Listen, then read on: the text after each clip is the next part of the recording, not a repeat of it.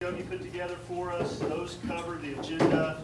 They also, a little bit of business, just real quickly we need to do. It also has the minutes from our last official meeting and the attendee list from that meeting. And we need to approve those. So if someone would like to make a motion for that to happen. So moved. Dan, is so moved, and we need a second. James Gully, second. Thank you for that. So approved. Before we get started, if we could just real quickly go around the room, just tell us who you are, who you're with, and we got a good crowd today. Actually, a few more than we expected, which doesn't happen very often. We're usually a few less than we expect. So kudos to you guys. But let's just start here. Tell us who you are and who you work with. William Whitfield, Meridian Brick. Terry Skaggs, Meridian Brick. James Arterberry, Meridian Brick. John Fable, Charlie Baker out of Tulsa with Bristol Line. Jimmy Thumbs Up on manufacturing line. Jason Hughes, Make Oklahoma. Anthony James Prentice. Tom Philby, Center Package. Brad Buckle, SMC Center Packaging. Jim Pine, Battlehead. James Gully, Love Arlington. Nick Miller, the Muskogee Public Schools Battle Lab. Tom Crawford, Georgia Pacific. Kevin Stills, Trinidad. Morris, Advantage Controls and Advantage Fairfax. Melanie Grace. Rebecca Thomas, Advantage Controls. Rick Conley, Elroy Steel. Cliff Martin, Meridian Brick. Julie Brummett, Acme. Nick Barziel with Swedgelock, Oklahoma. Dylan Smith with Swedgelock as well. Jeff Foster, Port Muskogee. Kevin Ishmael, Center Tech. I'm Hillary Brower, Incor. Katrina Lewis, Incor. Dave Lippard with Delta. Joseph Fuller with Downtown. Jay McCall, Acme. Mike Shamlin, Acme Engineering. Bella Aldridge, Acme Engineering. Kathleen Smith, Delta. Michelle Hunt, Incor. Terry Dallas, Incor. Casey Benini, Center Tech. Dougie Musto with Acme. Jeff O'Neill, Advantage Controls. Craig Bothwell, Bristol Line. Charlie Baker, Bristol Line. All right. And we got some in the back. Adam? Adam Stern, Acme. Steve Dennis, Acme. Marie Sayar, Port of Muskogee. Lindsay McCall, Port of Muskogee. Very good. Film yourself. Bill myself, Anthony Tucker, the Port of Muskogee. All right, great. Thank you guys. Switch Again, it. welcome Dabney. Real quickly, before we jump into our program, it's kind of our tradition when we meet at a local business that a representative from that company kind of gives you a brief update on the company, a little bit of a history, and I couldn't talk Julie into doing it, so I'm going to do that for you real quickly. Most of you guys know Acme. You've been here before, but Acme Engineering and Manufacturing Corporation been in existence for 80 years. This is actually our 80th anniversary this year. 1938, the company was founded here in Muskogee, Oklahoma by Julie's great-grandfather. Is that correct? Kurt Budress. Kurt Budress. And then his son, Ed Budress, took over, and then from Ed, it transitioned to Lee, who's our current president. Lee's traveling today and certainly wanted to welcome you all. He's sorry he couldn't be here today, but he's on the road a lot, and he's in the process of trying to get back home here today or tomorrow. But Julie is fourth generation of the Butters family, and he has another daughter, Jessica. Is she here? Okay, but Jessica is here as well, works in the business. And so it's been in the family, it's been in Muskogee for all those years. We're basically a sheet metal manufacturing company. We manufacture insulation products, so we make all types of air movers, commercial, industrial, agricultural, and we don't condition the air. We don't make air conditioners like a train or a ream. We just move air. So we're making big fans that's supplying, exhausting in all types of applications. You would probably see our products in big warehouses where you're supplying air or exhausting air out of the environment, maybe in a big gymnasium on the end walls. You'd see us in a chicken farm if you've ever been in Arkansas or anywhere in the southeast of the United States and you see these big long chicken barns. We ventilate those, the dairy barns, horticulture, greenhouses, those types of things. And as of last night, we'll be ventilating all of Oklahoma's marijuana plants. But nonetheless, that's what we do. So we fabricate all of that here. Everything that we can do, metal-wise, we do here in plant. We try not to outsource any of that stuff. We want to employ our local people and keep jobs here and get that done. So there are things that we purchase like motors and belts and bearings, but if we can fabricate it, make it out of metal, that's what we do. We process about 10 million pounds of metal a year.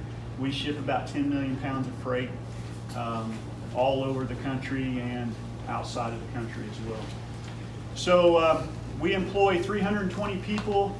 We run 2 shifts, and we're a non-union shop, and we have a lot of employees out here with a lot of tenure. That's one of our trademarks. It's one of our pride and joys, is that we have folks that have spent their life here at this business. So it's not uncommon to have many 40-year employees out on the floor, and it's hard to imagine this new generation would ever do that, but maybe they will. We'll see. It's hard to keep them 40 days. But we'll see where all that plays out anymore. But so that's a little bit about Acme, and again, on behalf of Lee and his family and all the folks here at Acme, welcome. Thank you guys for being here today. With that, I want to introduce Julie Brummett. She's going to introduce our speaker today. And Brian, before we Yeah. go on to our speaker, can I just say that Brian, of course, typically we thank our lunch sponsor and our host for sponsoring our lunch and providing us their facilities. Brian's not going to do it on himself, so can we please give him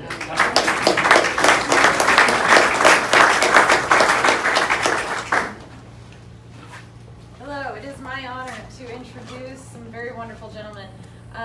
Charlie Baker is someone that I've been working with personally in my leadership transition as learning the business, learning to take the next steps, and he has been absolutely amazing. And I've also gotten to know Craig Bothwell and John Fable, we call him Juan, his friend, John Fable, over the years too, and they are all very extremely knowledgeable, and I can guarantee that anything you can learn from them will be absolutely just golden.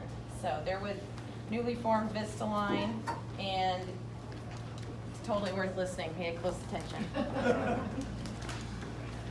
Okay, Anthony, you're supposed to wire me up, right? Yep. Let me go in here. Yes. He's got me wired up to a battery. Just in case. Yeah, just in case, I'll wear it out. Hit the right button. Hit the right button. Yes. Well, you hit a button already, so. Okay. I tell you, I was trying to save money by doing it this way, but boy, Is it working? it's good. Okay, All right. I'll do some housekeeping while he's getting that line. William, we need to make a deal. I need for some understanding from you, okay? Okay. Fair enough? Yes, sir. Yeah. We're gonna have a discussion here for a while, and sometimes discussions get hot and heavy. Just in case a fight breaks out, I'm on your side. I want you to understand that. I've got your back, but right behind you. When you're my size, you have to figure out things like that. And you have to, I worked with the Oklahoma State football team back in the 70s. Some of them were older than I was at that time. But anyway, we went to play Nebraska. We didn't know this, but we went to a movie, and the Nebraska football team decided to go to the same movie we're at. They're in the balcony, and they sell just enough tickets to fill all the chairs. And the head coach had asked me to spend some time with a new defensive tackle we had.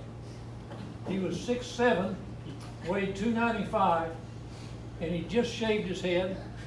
And he asked me, he said, I want you to ride on the plane with him, get to know him a little better, spend some time with him. So, on the bus, and then we park in front of the movie theater. We're the last ones in. I could find one, I get away from this new defensive tackle, get down to the front, and there are two seats, one here, and then a couple seated here, and then a seat here, and it's kind of obvious this couple was with this other couple over here, but the two seats were apart. So I said to the young man, we need these two seats, would y'all mind moving over here? He stood up, and he was a little taller than I was, not a lot, but a little. Now this defensive tackle was wearing a short sleeve shirt. His arms look like my thighs. I mean, huge, huge arms. The guy from Nebraska says, no, we're not moving, you'll do something about that. About that time, my new friend walked up in his and he didn't hear what the guy said. He put his hand on my shoulder. I said, I don't, but he does. I said, oh, you only went to football team. Yeah, I'm just kidding, we're moving over here. Yeah, you learn, catch up. We do want to have a discussion here today, but let me do a little content. When I say we're in the coaching business, we love helping people move to the next level. Now, our belief is that no one ever arrives. Our belief is also that you can help people from the inside out. You're a human being. And so we're not so geared in on trying to get people to do things as to think in their mind about who they are and how they're uniquely put together and what they have to offer. Because we believe everyone is special. I seriously mean that. Everyone's special. We try to create, in the company I represent and work with, and try to get other people to do this. Everyone in your company is of equal value. And you talk about 40 days. People, when you treat them that they're special, they like to hang around them. Sometimes they may hang around too long. But it's like they don't want to leave them. And so I'd like to talk to you for just a minute, and then for all of us just kind of just start discussing about this thing of coaching other people. All of you in this room are coaches, and all of you have done coaching. All of you have been coached. We usually think about that in athletics, but in life, there have been people that have helped you develop to get to where you are today. There are people that you would like to develop. Some are at home, some are at the workplace, some are just friends in the community. I'm going to ask you to make actually a commitment. I'm just going to ask for one thing today. It's kind of another philosophy we have about coaching. When we're working with you, we try to work on only one thing at a time. I am not a golfer. I do play one time a year to remind myself why I don't do that more often. But I have coached golf pros before. And they taught me more than I was able to teach them. A couple of golf pros told me one time I was working with them, I said, how do y'all go about coaching? And one basic thing, somebody with only one development at a time. So if you're working on how to hold that club, that's all you work on. You don't work on the backswing, you don't work on how to plant your feet, you're working on that. If you're working on the backswing, you just work at that. And you get them to work at it, and they work at it until they get the muscle memory down, in a sense. So I'm going to challenge you. And by the way, this will make a difference. It'll make a difference in your life, it'll make a difference in somebody else's life. It'll pay off. I'm going to ask you to do one thing before you leave here today. Make a commitment to yourself to be the CEO.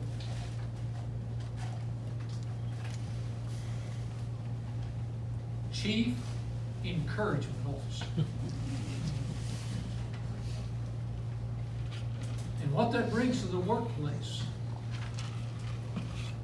you cannot measure in ROI. What's the return on that? How do you measure that? It's impossible to measure what that can bring. Both to your life, because there's a sense of satisfaction that you get by passing on something you've observed about somebody else and encouraging them, and then they're encouraged in a way, and they step up to a newer level because of expectation of your encouragement.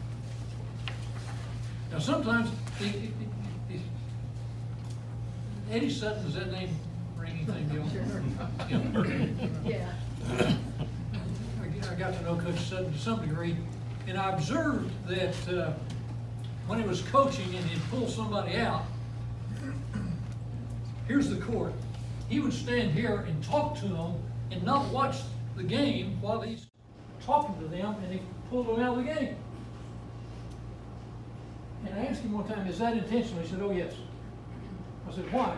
He said, there are just certain times in a game where you have a learning point and you want to get it across at that very moment, so you pull them back and you give them full attention. He said, I have assistants there to keep the game going, but I have a teaching moment that I can catch them in the act of something that can change the whole game for them, and so I'll point it out to them and then have a seat. And say, well, how's that encouraging? Find out what you did wrong. But it's encouraging if the coach is helping you to get it right. So you can, this thing of being a CEO, Chief Encouraging Officer, doesn't mean you're going around patting people on the back that do not need to be patted, in a sense. And you can even encourage people who are on the wrong trail to help them do something right in an encouraging way, because you see it in them and you can do that. Give you a story. In fact, this guy tells this story now. I was over in Arkansas, and I was working for an accounting firm. They asked me to spend some time with him because he was sharp. He's been great academically. He had been in the firm 5 years, and they were about to promote him to manager. But he was kind of stuck in a junior high mentality of having a good time at work, and good time was more important than getting the work done sometimes. And so he kind of needed to step up if he's going to be a manager into a leadership role. And so they asked me to challenge him, so I spent a little time with him. And I asked him the question. I said, would you like to get the partner? He said, nah, that's too hard to work. I said, fair. I don't know. I'm just kind of a happy-go-lucky guy, and I just want to enjoy life. I said, you're married, aren't you? Yes. I said, I've never met your wife, have I? No. I said, would y'all like to go out to eat tonight? Yeah, that'd be great. I go out to eat with him. And so we're eating and pick back up on the conversation. So you don't want to be a partner? He said, no, I'm too hard. I said, do you know what partners make? No, I don't know. How much they make? I said, well, the average partner is making $650,000 a year. His wife was not paying any attention until that moment. She perked up, looked up. She said, how much? I said, $650,000 a year.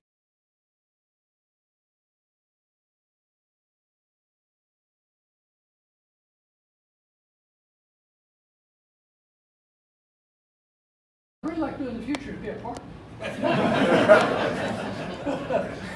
All of a sudden the value changed, and he caught it from his wife. It's like, you're going to be a partner. He is an outstanding partner now for one of the leading. Working in Chicago, every time he sees me, he says, I still owe you for that meal. It changed his thinking in his mind, because it just never stopped to think long range out there. And by the way, he's having a child for the first time. So I'd like to walk through just some basic things that you can do to be a chief encouraging officer as you're observing people that will motivate them. Fair enough? And then we'll talk about it.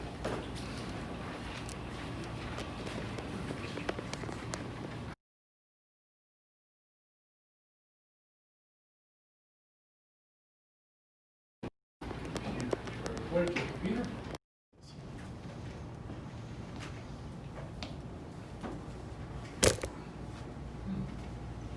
There we go. Look for their passion. If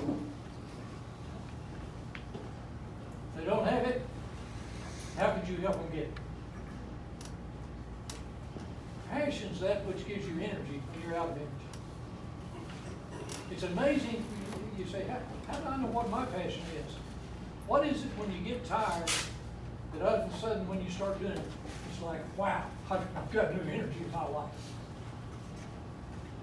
For the three of us that are coaching in Vista Line, we can be tired in a day, and we have a coaching experience, and it's like it's a new day, and we've been energized again.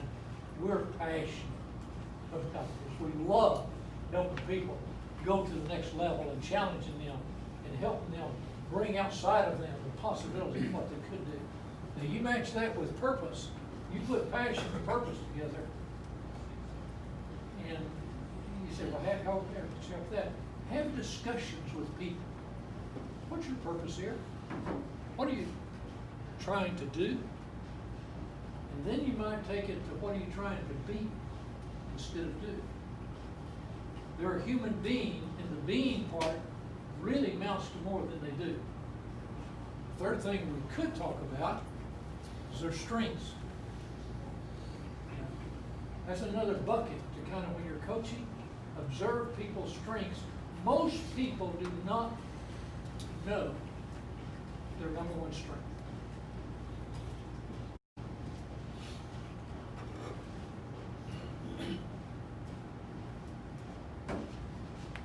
We do a thing called feed forward, where instead of getting feedback, we get feed forward.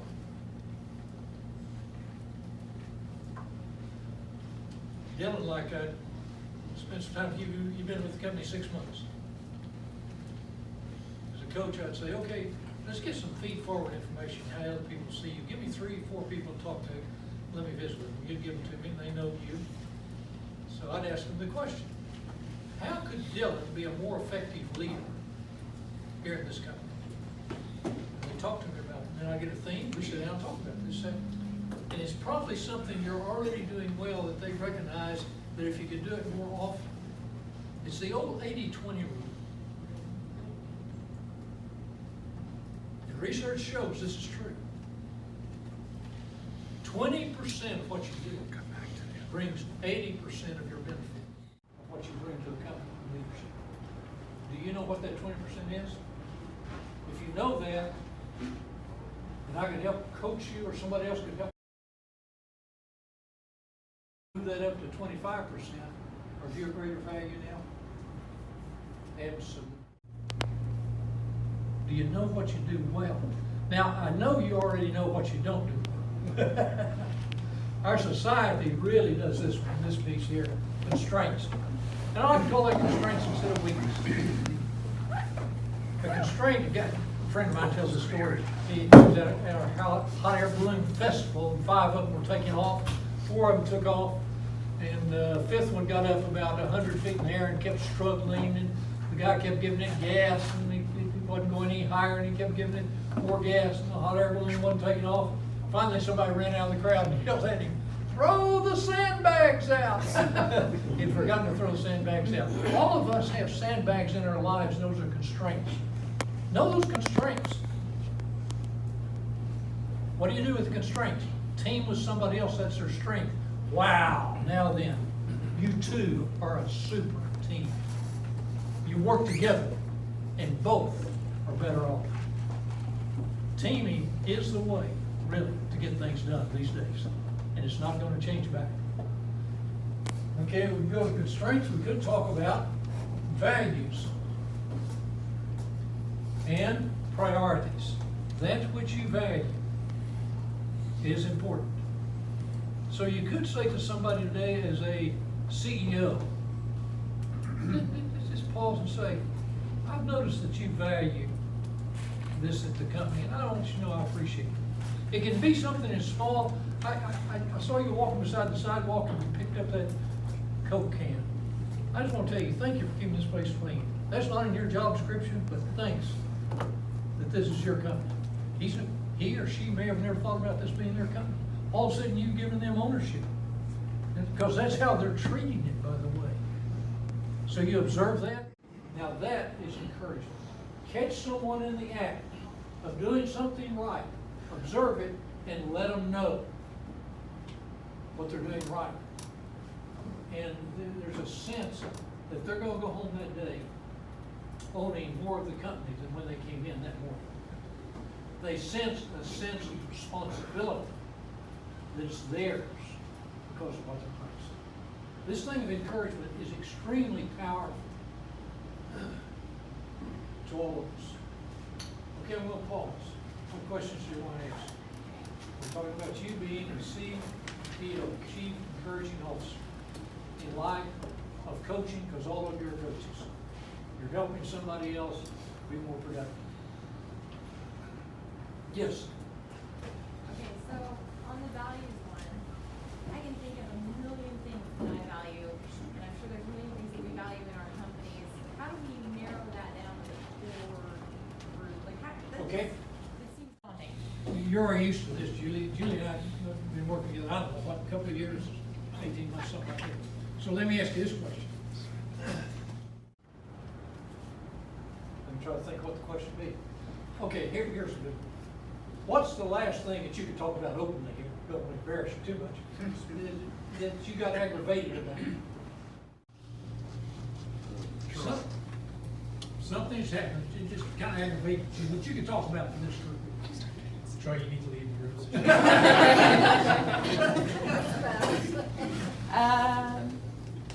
Probably because there's like trash out on the front lawn somewhere the other day, and I was like, why is that can there? You know, it was like a couple of Rockstar cans. I hate that thing. Okay, so it's how somebody was treating them, okay? Yeah.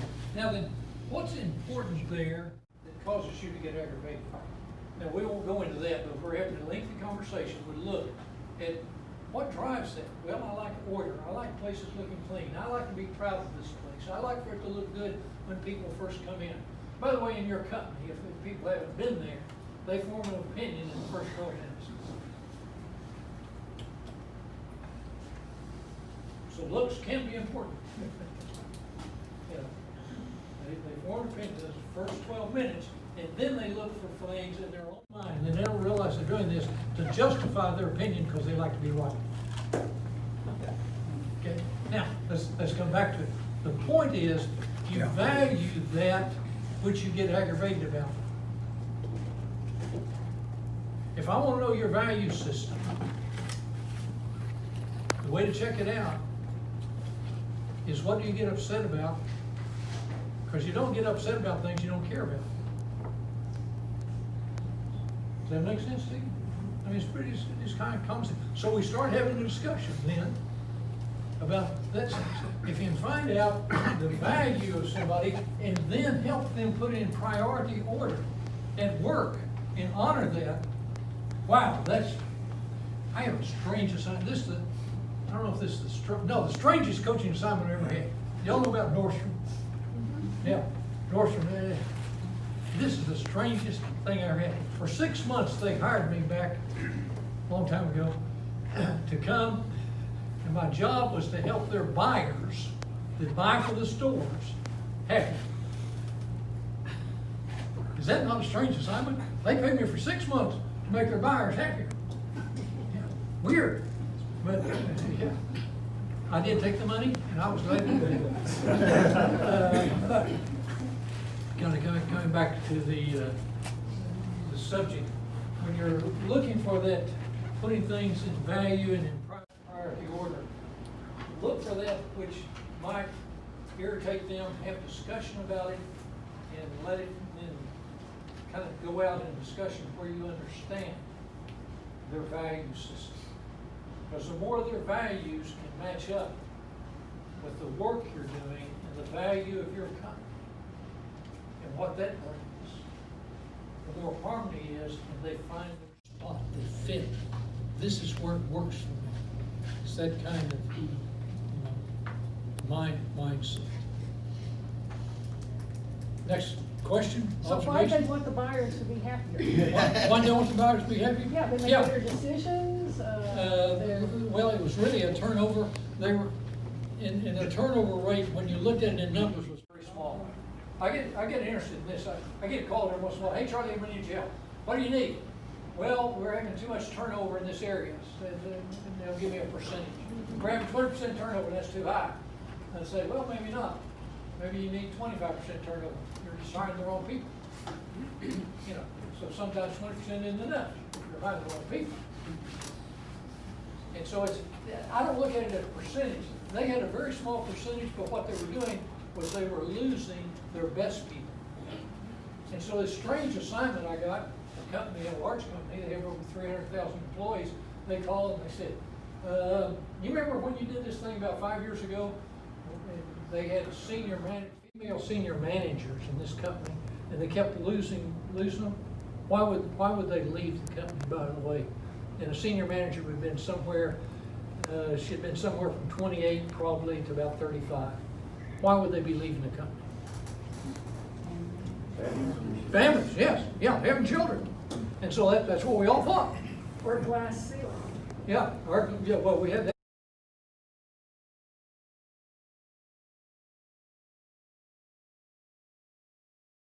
They had 50% men, that was the starting. And then they only had 12% women that would make it to partner. And they said, we need to up that. And so they asked me to start working on it. So I started working on it, and I said, and one of the things you need to do is create, when they're having children, create a culture that allows them to have better work-life balance in a sense. And so we started working on all kinds of things to do that, and it kind of worked. By the way, they moved that percentage last year. They had 24% of their people were partners. And so, something stuck there.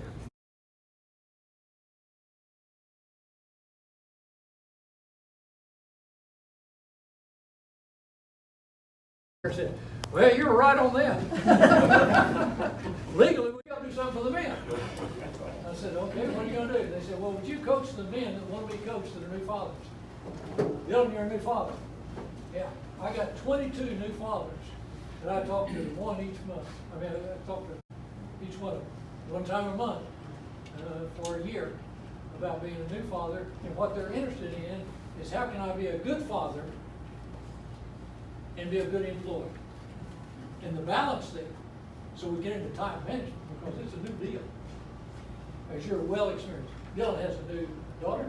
Yep. Yeah, 10 months old? 10 months old. 10 months old. It's a new deal that. Yes, it Yeah. is. Yeah. Now that was a strange coaching assignment. It is strange, but I'm loving doing it because trying to help them to think through, the challenge of this and how to manage the time where they can do really both ways. Okay. I'm talking too much. Question, observation. All of you ready to go?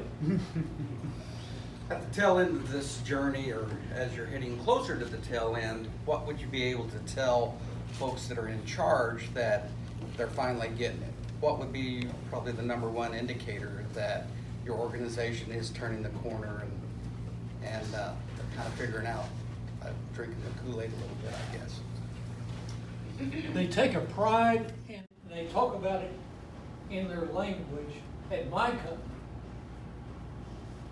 Here, we're doing this. They use a lot of we language and they lose a lot of ownership. Here's what we could do, and they visualize and they're giving feed forward information about possibilities. Now then, it's their company along with yours. And there's just something about owning. I don't know how many of you are renting, and then you bought a house. Did you treat the rent house the same as you bought the house you mortgaged and paid for it? No.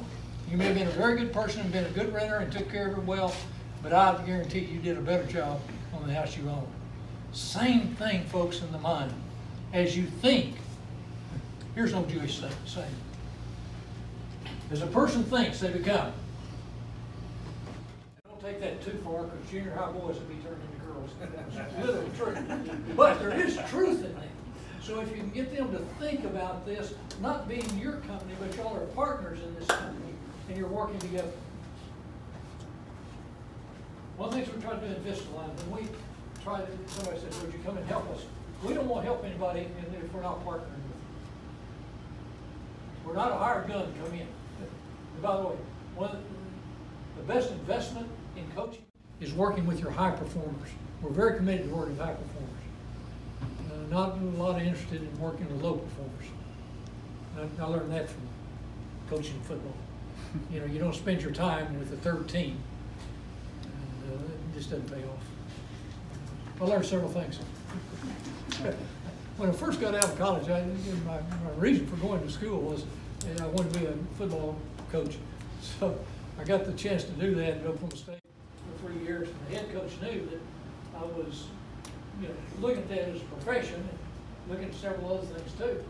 And kind of settled in. We're playing Nebraska, and the game's about to start. And Tom Osborne's on the other side. I don't know if y'all remember that Tom Osborne guy. Yeah, he always had a clipboard. Remember that? He had a clipboard. The coach walked up to me, and he was one of his coaches that he expressed very little. But he came up to me and kind of put his arm around me and said, if you can figure out what's on that clipboard, we could beat you in the second half. So I thought, oh, that's my assignment. What's happening on that clipboard, you know? So then he walked off, and then he walked back and said the strangest thing to me. I mean, literally, we're within 30 seconds of kickoff. The kickoff team's going out there. I'm in charge of the kickoff team. They're getting lined up. He put his arm around me again. He said, you do understand as a head coach, you've either been fired or you're going to be fired. I thought, what in the world does that have to do with this game? Well, it didn't. It had to do with my life, and he just had that thought, and his thought was probably, and in fact, I checked with him years later, he said, I didn't think you're tough enough to be a head coach. Probably right. Probably right. But he taught me a lot about how to handle complaints and stuff like that. He had a practice. The secretary walked in one day and put his mail down on his desk like that. I noticed it was open. She left and I said, does your admin assistant open your mail? He said, yes. I said, does she read it? He said, I don't know. You have to ask her.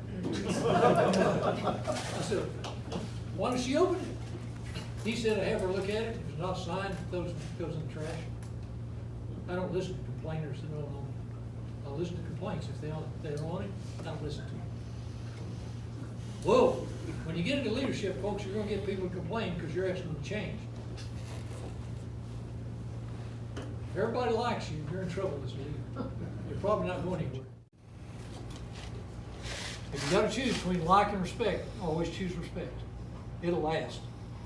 I don't even like myself all the time. I don't know why people think everybody's just a comment. Yes, last question. Well, and Charlie, maybe this isn't so much of a question, but in the spirit of, is learning from each other and sharing best practices, Dan, I hope you don't mind me putting you on the spot. No. Charlie, you had mentioned, encouragement and catching your employees in the act. Yes. And I know Dan at Advantage Controls and Interior Fab has created a Caught in the Act program. Dan, would you mind sharing a little bit about that, and hopefully that'll help others in the room as well? Well, it goes along with what he's saying, just to encourage people. And my philosophy is that you spend a third of your life at work, so why not make that as pleasant as possible? So part of our culture is that we encourage our people to give back and get involved in the community, which I have found through my own personal experience makes you feel really, really good. And when you feel good, you're happy, and when you're happy, you're a better team member. That's right. And you feel like if you're not there, somebody's gonna miss you. You feel so valued in a sense. Very We do important. that too. So Very. Dan, do you still do the Caught in the Act? We do, and that's just a program where some team member catches someone else doing something like picking up litter in the parking lot. Yes. Is the very thing that we're looking for. Just to recognize that, we want people to be good citizens. If we catch you doing it, we'll give you $10, and we'll give the person that caught you $10, and we'll recognize you. So, I dare say that every one of you in your lifetime, somebody has said something to you that caused you to measure up that you wouldn't have done otherwise if they hadn't set an encouraging expectation for you. question.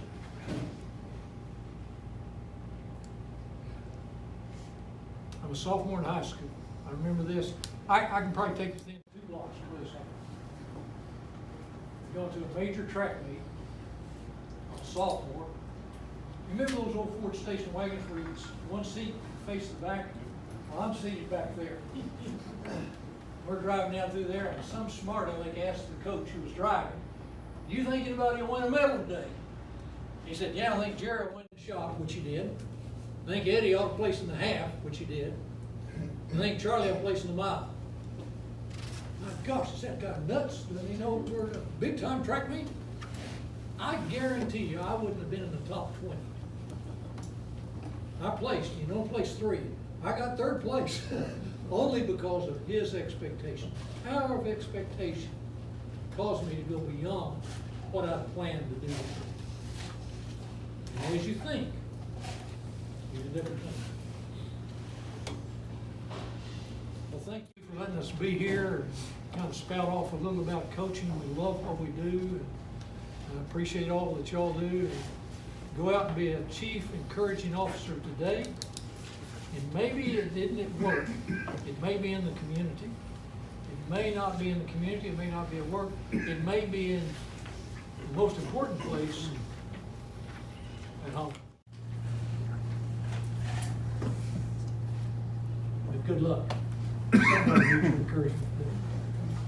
Thanks.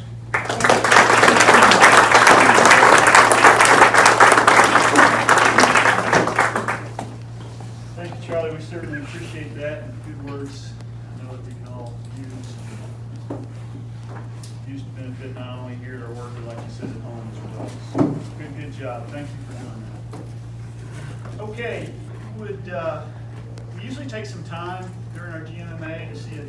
It's been a little bit since we got together, but to see if any companies have any new projects or new achievements or any announcements they'd like to make. Does anyone have anything like that that they'd like to share with us today? Come on, Dan, I know what's going on over there. Well, I'm happy to say that we are right now producing positive revenue at our new facility because we're not using as much power as our solar generating system is producing, so our meter's running backwards. Wow, very nice. No one's you need here, it's all good. Can we have your leftovers? It just goes back, I don't know where it goes. I don't know. We need to circumvent that. That's very exciting. We're really close to moving in. We've moved part of our production in there. We're hoping by the end of July to have everything in there. We're gonna have an open house.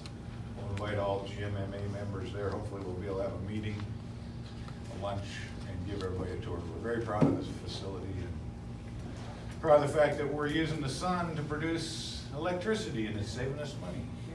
Very good, very good. You could use some fans. Something. We do need some fans.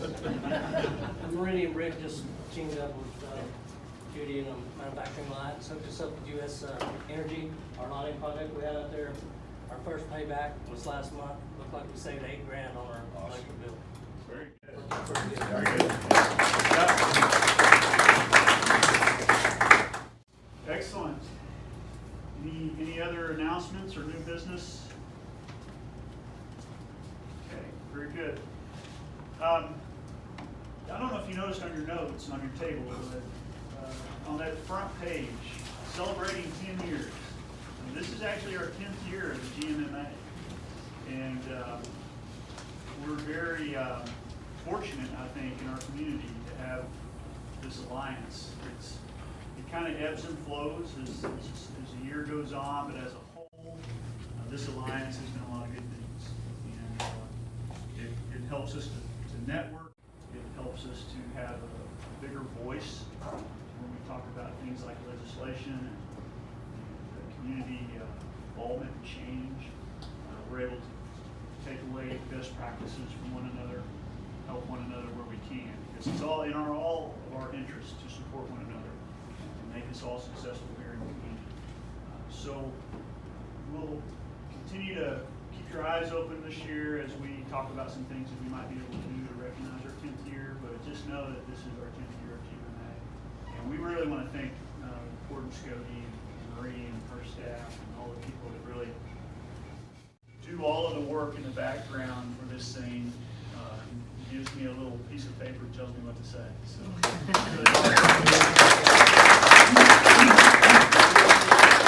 appreciate them very much. Also, since it's been a while since we've gotten together, we had sent a survey out here several months ago. As I transitioned into the chair for the GMMA, that left vacant our vice chair spot. And so we sent out a survey to all you guys, and a lot of folks voted. And our new vice chair is Jeff O'Neill from Advantage Control. So thank you, Jeff, for investing and giving your time to the GMMA. We appreciate your service. Let's see, Marie, you want to talk a little bit about some staff changes at And Chippewa? so, we had some staff changes, not only at our downtown office, and I'm looking around, there he is. Okay, I want to introduce, for those of you who didn't meet him at our Rotary Club meeting last month, Jeff, if you would raise your hand. Jeff Foster is our new deputy court director. I'd also like to, for those of you who haven't met Anthony Tucker yet, Anthony is the man behind the camera today, our marketing and research coordinator. He's been with us since November, but of course he's spent some of his time behind the camera and behind the computer. So for those of you who haven't met him, that's Anthony Tucker. And our newest hire is Miss Lindsay McCall. And if the last name sounds familiar, it's because she is married to Jake McCall, which I think has snuck off, one of the mechanical engineers here at Acme Engineering. We are fortunate to have Lindsay as part of our team. She brings with her a lot of experience, much needed for this position of workforce development manager. For those of you who knew Carrie King was previously our workforce development manager, she has taken the entrepreneurial leap and has decided to open up her own gym. Fit Happens here in Muskogee across from Malon, so if you're looking for a gym membership, I'm sure she would appreciate that. But Carrie will stay on. I can't believe it's been 10 years, but we will finally be able to retain Carrie as part of our team as our GMMA coordinator. So after 10 years, we finally have someone that we can dedicate to carrying on the great mission of this organization and helping me out with all the behind the scene note for preparation for Brian and Jeff. So that'll be super helpful and welcome. So if we can give Lindsay a hand of acceptance. And we'll see Carrie next month. Thank you, Marie. Thank you. Mark your calendars. Our next meeting, we're trying to get the meeting solidified. It's still a little bit in question, but we're looking at July 26th. That's going to be a legislative listening session. We're trying to get Senator Langford, get his schedule squared away where he can come see us.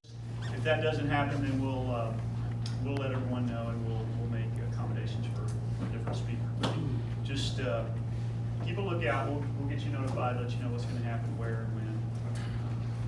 And we have a fall schedule coming up that looks pretty cool. We have some really good speakers lined up and some good topics to cover. So I think we're going to have a good year with the GMMA issue.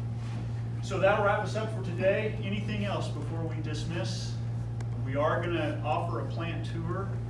It's going to be probably not quite as in-depth as maybe we've done in the past. It is hot out there. And we're moving a lot of air.